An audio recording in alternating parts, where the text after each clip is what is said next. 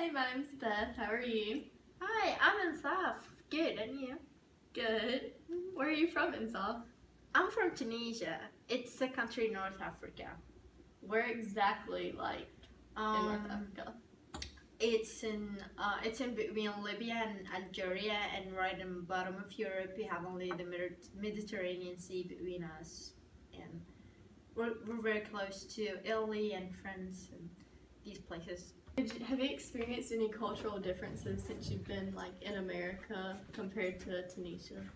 Oh, yeah, because I'm here as an exchange student, and of course, I've been facing a lot of cultural differences, starting from the racist thing to the educational system and so on and so forth.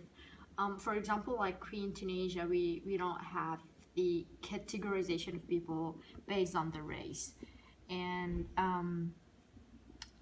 we do not really do that. So it was kind of different for me, but I'm dealing good with it.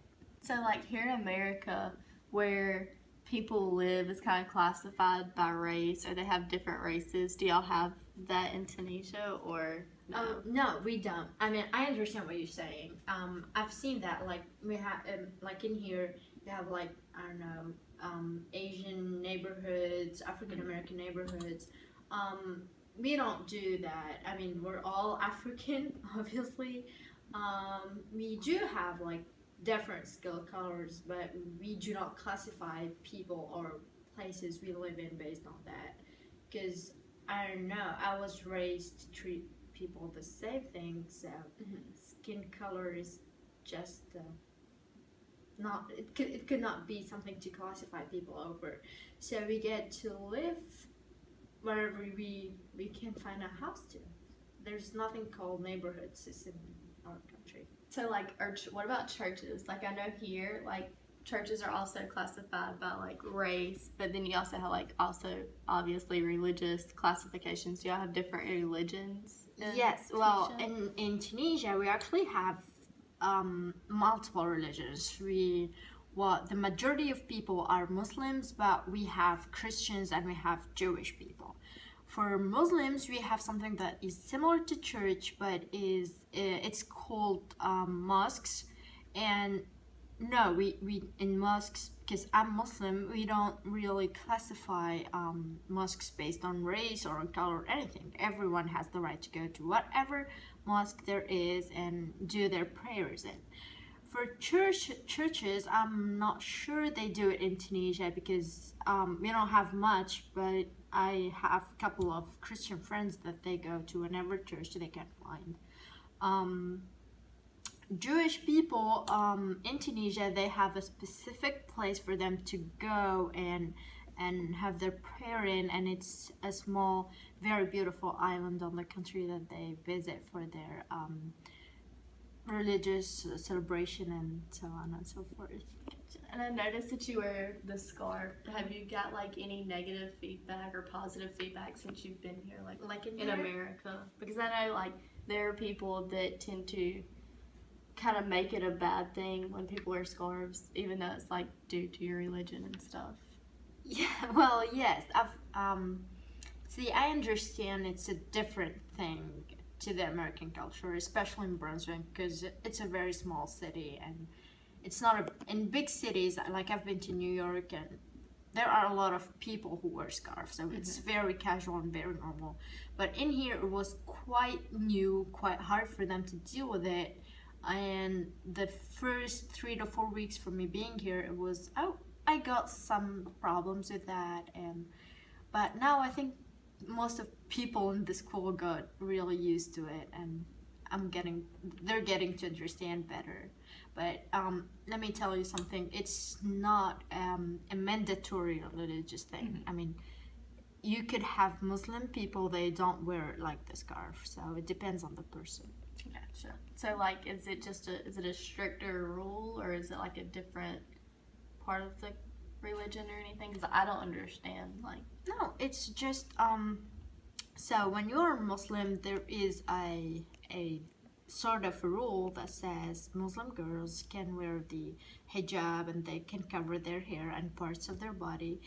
but some people may see it as mandatory, some don't. So the girl is free whether to wear it or not. It's her right after all. I gotcha. So, like, did your mom wear it? Is that why you did? Yes, my mom wears it. My sister doesn't. And see, it's not a thing that is forced on us to do. It's So, like, it's a choice. So your parents weren't like, oh, you have to wear it. No, they let don't. you make the choice. Yeah. That's good. Because I know, like, in America, parents don't always let their children make the decisions. Like, I know that's a big thing with, like, political parties here. People are like, oh, if your parents that, then you have to be that. And I know it's, like, totally different, but it's kind of like it's not forced upon them. They get to make their own decisions. No, we really well, for my case, for example, we were like totally free to do whatever we like. I gotcha. Not just in religion, I mean in life in general. Mm-hmm.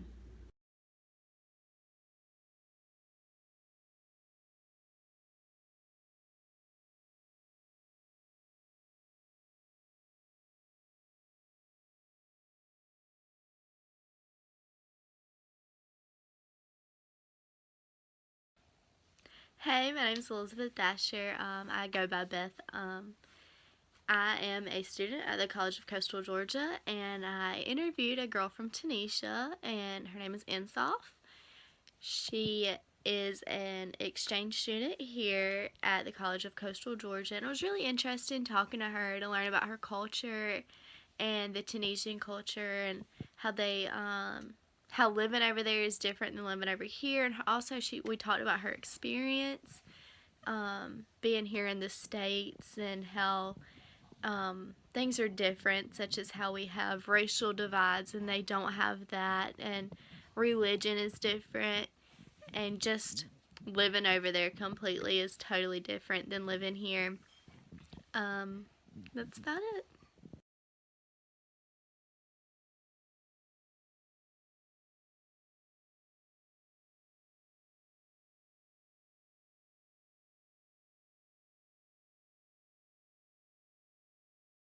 My name is Rodney Dixon. I studied Jamaican culture. At the International Festival, I saw the Jamaican culture, which was Jerk Shack. It's a Jamaican restaurant where they were serving jerk chicken and other dishes, and it was really great. Well, definitely the spices they use is definitely, we have that joke of 11 herbs and spices.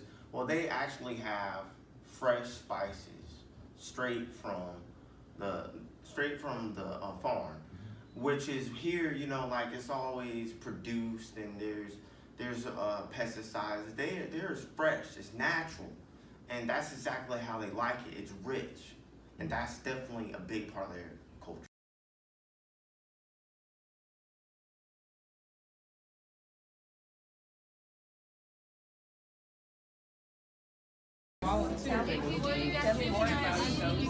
Yes, of course. So these are Guatemalan worry dolls, and the tell goes, if you have a worry, you whisper into it in the doll's face, and you tell it. And when you go to bed, you put the doll under your pillow, and when you wake up, the worry is gone. So it's like a really cool tradition that we also have. What culture are we talking about? This is Guatemalan culture. Guatemalan Yes. culture. Can I take one Yeah, of of these? course. Go ahead. So I just whisper, Yes. and Each one comes with 6. They're tiny, small ones. But you can whisper a worry to each one, put it on your pillow, you wake up and your worry is gone. thank you. Yeah, you're It's welcome. been nice, Bryce. Yes. Thank you. I'm Diego. Diego, we're actually having a school project in our Intercultural communication class. So we've been here, and your show was really awesome, by the way. I really liked it. So can you please tell us more about what you've been doing? So we just presented to traditional Japanese drumming, taiko. Literally means. It's called taiko, right? Yes. Okay, and is it kind of a traditional show in Japan, or? Yes, it's a traditional instrument, and we perform mostly traditional pieces. Also, some were composed by our drummers. Oh, okay. Traditional. Okay. Can you tell us the significance behind the whole process of it? Well, Is that a show? Is this a show that you do on like when you want to celebrate something, or is it just a festival? You just go around Japan and do it, or? Well, yes, the taiko originally was traditional background. Usually we would use the taiko for special occasions, festivals, or temples, shrines. But nowadays it's more widespread. And Localized. Localized. Oh, okay. Format festivals, just for music, just for fun. But well, today for international festival at this Well, we are really pleased to be with you today. It was awesome, and thank you. Thank you very much. Thank you. Thank you very much.